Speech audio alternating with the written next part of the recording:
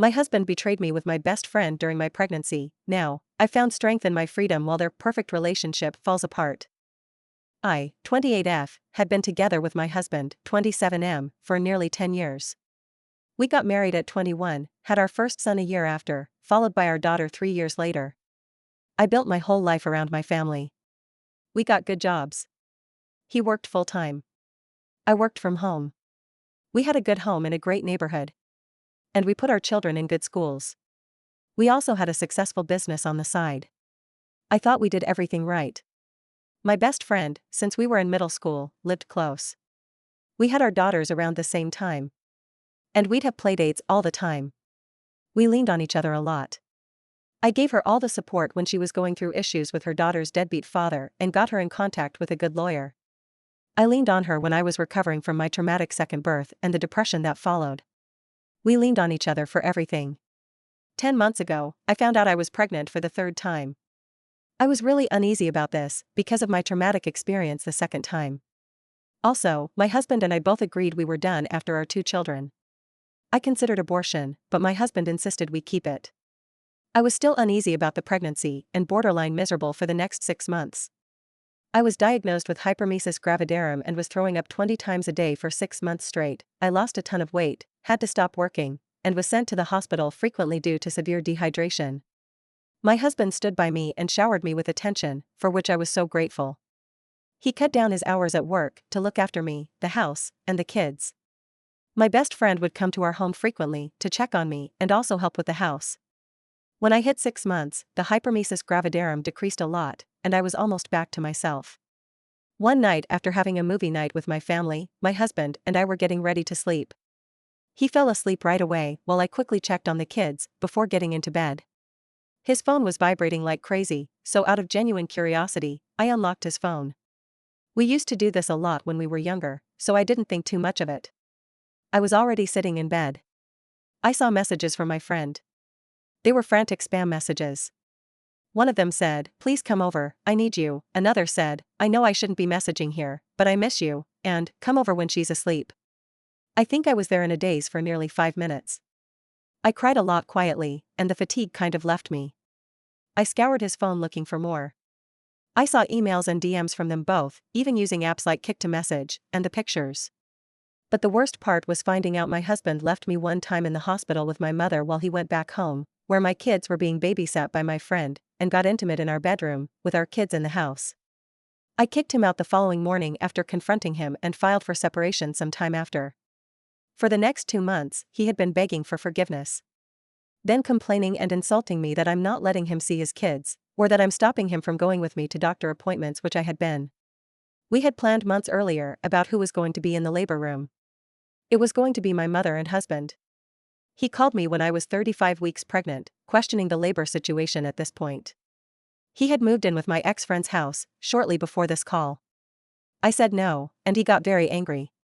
Lots of my in-laws and family members told me to put our differences aside for our baby. I still said no. I gave birth to my son with my mother and sister present, and didn't feel any regret about my choice. After my second traumatic birth, I just wanted to make sure this one was as stable as possible, which it was. We were going to name our child after his father, who passed away. I went along with it to make him happy, but changed my mind and picked a name I had always loved since childhood. This aggravated him even more, Ada, because I'm being guilt-tripped by many people right now.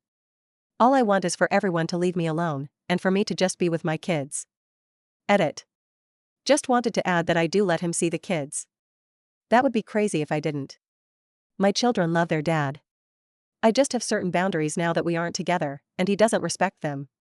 He gets angry and says things that are categorically not true. He got to meet our newborn son hours after I gave birth. Update. So, I'm back after nearly a whole year. I completely forgot about this post because I've been so wrapped up in other things.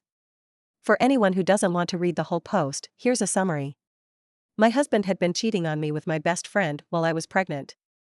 I was close to giving birth and decided not to have my then husband in the labor room with me. I also chose a name for our baby that he didn't agree with. Like I said, it's basically been a year. My baby turned 1 today, and after celebrating his birthday and Christmas with my kids, it finally hit me. This is my new reality. First of all, my ex-husband, and I finally went through with the divorce proceedings. I had been holding it off during my pregnancy and early postpartum period to avoid added stress and to carefully plan for my children and myself. I was awarded primary physical custody of our children. Their dad visits once a week, and the two older kids 7 and 4 spend every other weekend with him. My youngest will start doing the same in a couple of months, which makes me nervous. He's especially clingy with me. All my kids are. But my youngest has really only known me as the most present parent. One of the main stipulations in our custody agreement is that my ex's affair partner is prohibited from seeing the kids. My poor kids have been confused enough by their parents' sudden split, and I didn't want them even more confused by seeing their aunt, who is supposed to be mommy's best friend, with their dad. It was deemed emotionally detrimental in court. As for the baby name, he's been so bitter about it. I think he's still mad about it. His side has been trying to convince me to change the name to something we'd both like, especially after the divorce was finalized.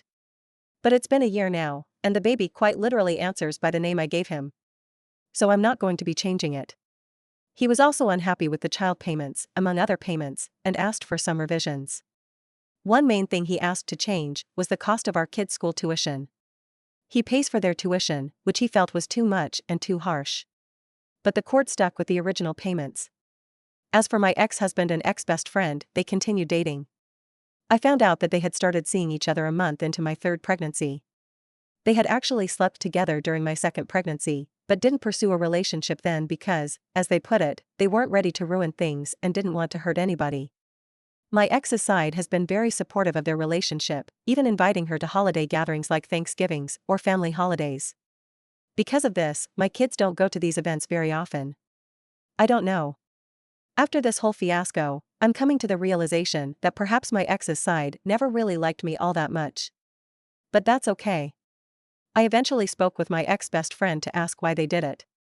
She claimed that they were just friends, but grew close while she was dealing with issues involving her deadbeat ex-boyfriend. Both of them insisted that my ex-husband just wanted to protect her, which supposedly turned into love. Hearing this hurt me a lot.